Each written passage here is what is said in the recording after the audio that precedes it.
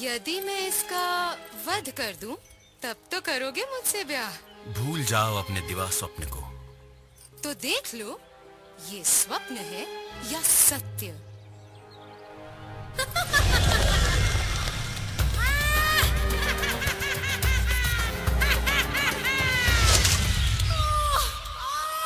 मेरी नासिका! ऐसा दुस्साहस! लंकेश की बहन शूर्पणखा हूँ मैं। तुम सबका अंत निश्चित है। सब मारे जाओगे, सब मारे जाओगे, सब मारे जाओगे। क्या कहा? आर्यपुत्र राम ने रावण की बहन का प्रणय निवेदन ठुकरा दिया और उसके भाई ने तुम्हारी नाक काट ली। ये सब उस स्त्री के कारण हुआ है भ्राता। तो मैं उस स्त्री का अपहरण करके उसे अपनी दासी बनाऊंगा और वो दोनों मेरी क्रोधाग्नि की बलि चढ़ेंगे। सावधान दशानन, राम लक्ष्मण कोई साधारण पुरुष नहीं, अपार शक्ति के स्वामी हैं। तो मैं किससे कम हूँ मामाश्री? महादेव का वरदान है मेरे साथ। आइए अपनी विद्वत्ता का परिचय देने के लिए एक खेल रचाते हैं।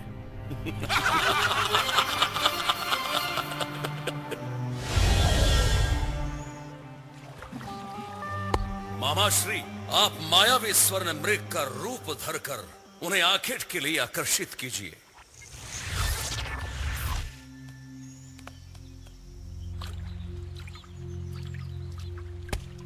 वाह, कितना सुंदर मृग है। स्वर्ण मृग पहले कभी नहीं देखा। क्या आप इसे मेरे लिए लेकर आएंगे? पहली बार मुझसे कुछ मांगा है, लाना ही पड़ेगा। लक्ष्मण, सावधान रहना।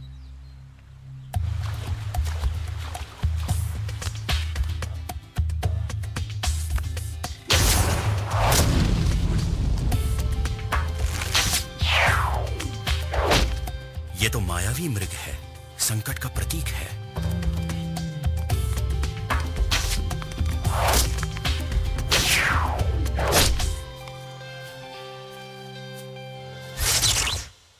बचाओ!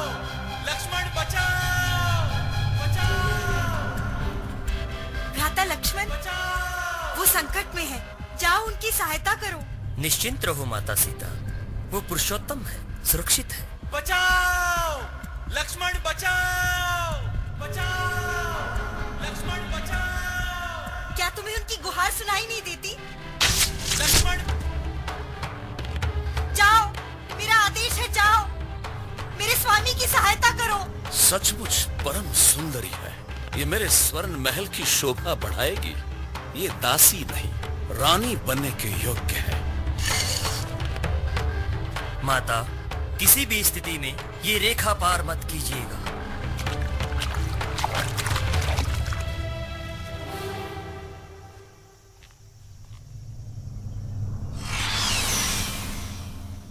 भिक्षां देहि देवी, भिक्षां देहि देवी।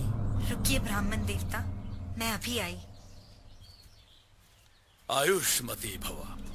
तुम सीता को अकेला छोड़कर क्यों आ गए?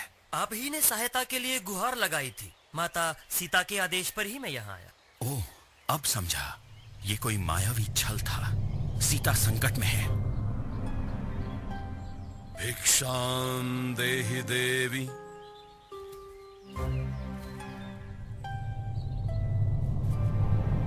भिक्षां देहि देवी।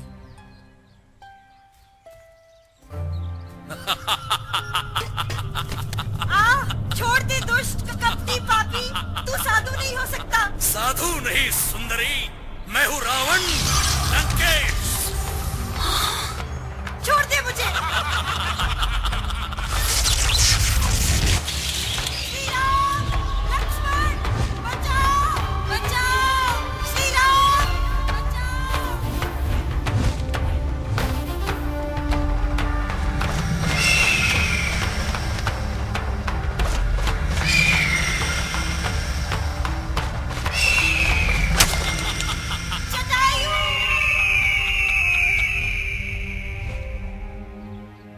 भ्राताश्री, अवश्य माता सीता संकट में है। श्री राम, लक्ष्मण, बचाओ। माँ सीता की ये अवस्था मुझसे मुझसे देखी नहीं जाती। नारद मुनि, मुझे दीजिए तलवार, मैं छुड़ा कर लाऊंगा उन्हें। धीरे बोलो भैया, रावण सुन लेगा तो डर जाएगा। पता है बालक, जो बदमाश तुम्हें उठाकर ले गए थे, ये रावण उनसे लाखों गुना शक्तिशाली है। इसीलिए भगवान को ही युद्ध करने दो। भैया देखो, आहा, हनुमान जी आ गए, अब आएगा मजा।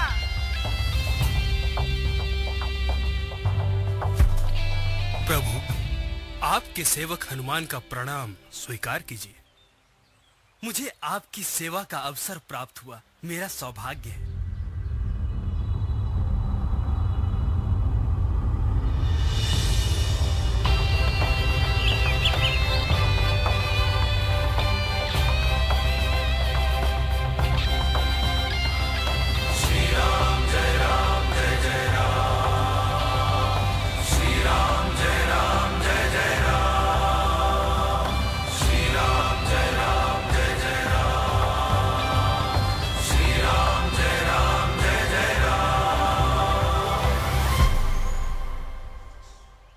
प्रभु, माता सीता की खोज में मैं धरती आकाश एक कर दूंगा।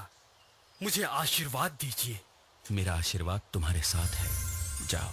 बोलो सियावर रामचंद्र की जय। पवन पुत्र हनुमान की जय।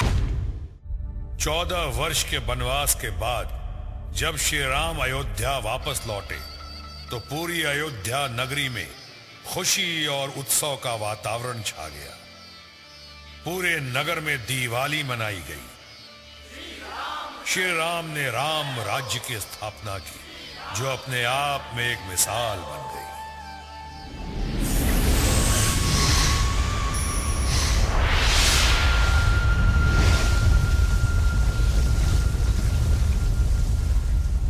मगर जब युग बदला, ये क्या हो रहा है नारद मुनि? राजा कंस के अत्याचारों से धरती जल रही है।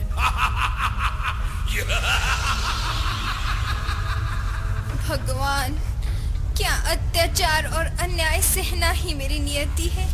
क्या कंस के पापों का कोई अंत नहीं? मेरी रक्षा कीजिए प्रभु। भूमि देवी की दुर्दशा देखकर भी आप कुछ भी नहीं करेंगे? कंस जैसे असुर कब तक भूमि देवी का अपमान करते रहेंगे? उत्तर दीजिए भगवान। चिंता न करो देवी, कंस का अंत निकट ही है। शीघ्र ही मैं कंस की बहन देवकी के 8वें पुत्र के रूप में जन्म लूंगा। एक ऐसा अवतार जो धरती को पाप मुक्त करेगा और मानवता को आदर्श जीवन की राह दिखाएगा। दुष्ट पापी, सुन, तू जिस बहन के ब्याह पर प्रसन्न हो रहा है, उसी के कोख से जन्मा 8वां पुत्र तेरे काल का कारण बनेगा। देवकी और वसुदेव को बंदी बनाकर काल कोठरी में डाल दो।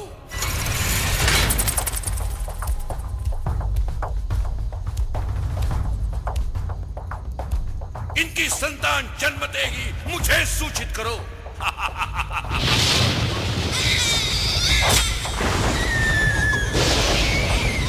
एक एक का वध करना है। नारद मुनि, 8वीं संतान ही क्यों? भगवान इसके पहले क्यों नहीं आते? ये तो प्रभु की लीला है, तो वो ही जाने।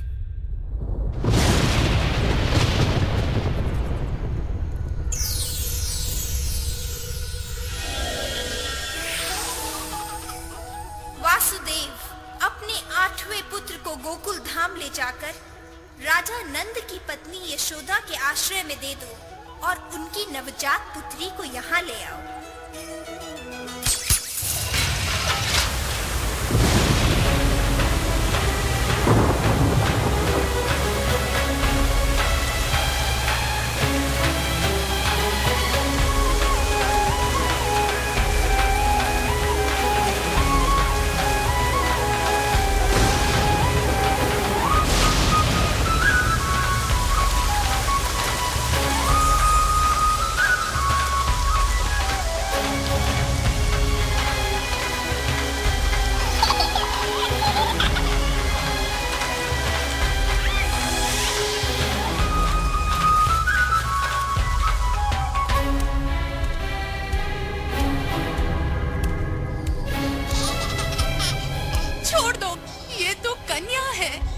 तुम्हारा क्या कर लेगी? किंतु है तो तुम्हारी 8वीं संतान। इसका वध करके मैं आकाशवाणी को मिथ्या सिद्ध कर दूंगा।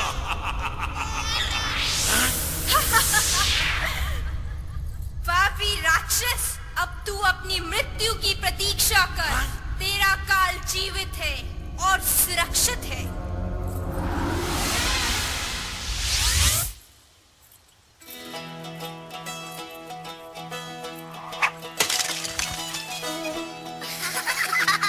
अच्छा, तो तुम हो? रुको तो, आप ही बताती हूँ। ये माखन कैसे खाऊं? हाँ, ये ठीक होगा। कृष्णा, जल्दी करो, मैं गिर जाऊंगा। बस बस, हो गया।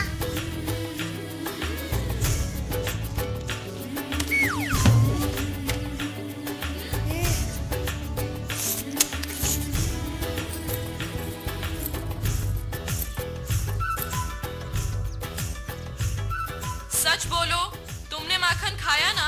मैया, मैं नहीं माखन खायो। झूठ। मुंह खोलो, मुंह खोलो, नहीं तो मार पड़ेगी।